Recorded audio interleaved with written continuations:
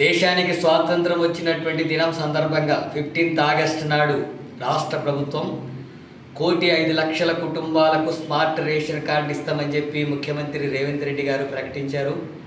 కేవలం కార్డులు ఇవ్వడం వరకే కాదు, అర్హులైనటువంటి వాళ్ళందరికీ కార్డులు ఇవ్వాలా. అట్లాగే కార్డుకు ఒక మనిషికి 6 కేజీల బియ్యం తప్ప అదనంగా ఎలాంటి సరుకులు ఇవ్వడం లేదు. ప్రతి మనిషికి 10 కేజీల చొప్పున బియ్యం ఇవ్వాలా.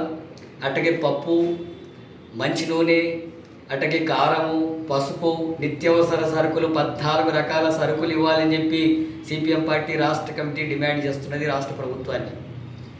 ఈరోజు పెరిగిన ధరలకు అనుగుణంగా పేద కుటుంబాలకు సంబంధించినటువంటి వాళ్ళ ఆదాయాలు పెరగడం లేదు, పౌష్టికాహారం తీసుకోలేకపోతున్నారు. సరుకుల ధరలు పెరిగిపోయినాయి, పౌష్టికాహారం తీసుకోలేక రక్తహీనత ఏర్పడి బరువు తక్కువ ఉన్నటువంటి పిల్లలు పుడుతున్నారు, అనారోగ్యాల పాలవుతున్నటువంటి పరిస్థితి ఉంది. పౌష్టికాహారం అందించాల్సినటువంటి బాధ్యత రాష్ట్ర ప్రభుత్వాన్ని. అందుకని 14 రకాల సరుకులను కూడా 15th ఆగస్టు నుంచి ఇచ్చేటట్టుగా చర్యలు తీసుకోవాలని చెప్పి రాష్ట్ర ముఖ్యమంత్రిని, రాష్ట్ర ప్రభుత్వాన్ని సిపిఎం పార్టీ రాష్ట్ర కమిటీగా డిమాండ్ చేస్తూ ఉన్నాం.